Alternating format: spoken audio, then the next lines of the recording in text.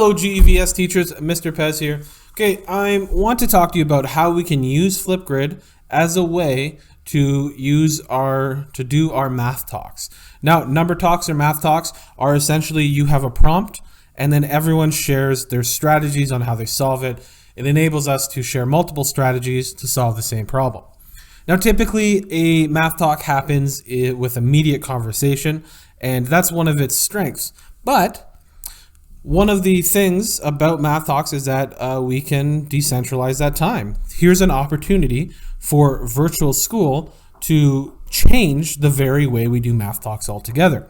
So instead of having to have those things be immediate, and maybe you have, only your really quick thinking students responding to your math talks. I know everyone's been involved in those classes where two students are giving you the answers every other second.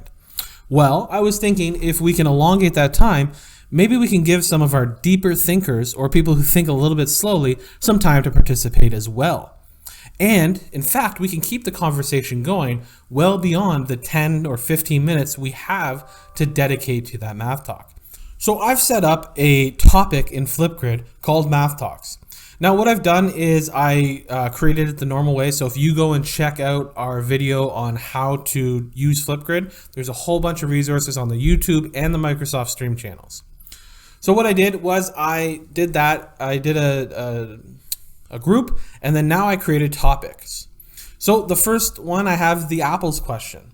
So what I did was I used our Context for Learning kit, and I recreated the pictures using a program on my computer, but you don't have to be that technologically advanced. You can literally just take a picture from the internet or take a picture from your house and upload it, and the students can look at it and you can ask some sort of prompt that relates to the work you're doing with your students right now. So let's go into my apples question, and we can watch the little video I produced for them, and let's check it out. Hey math learners, Mr. Pez here. So, my uncle owns a market up near Toronto, and he sells a lot of fruit.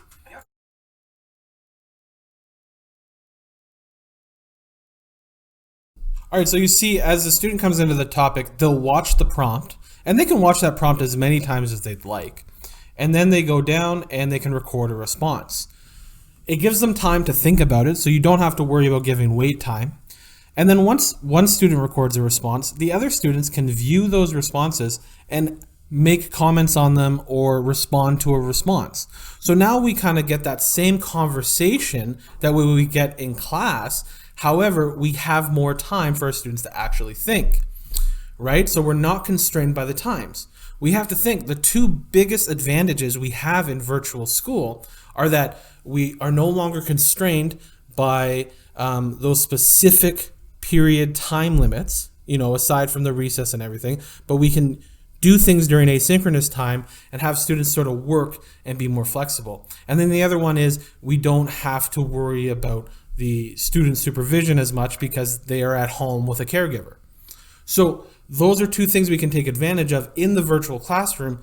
And one of the ways we can do this is elongating the amount of time that students are able to spend on math talks. We can really get those deep thinking students to participate.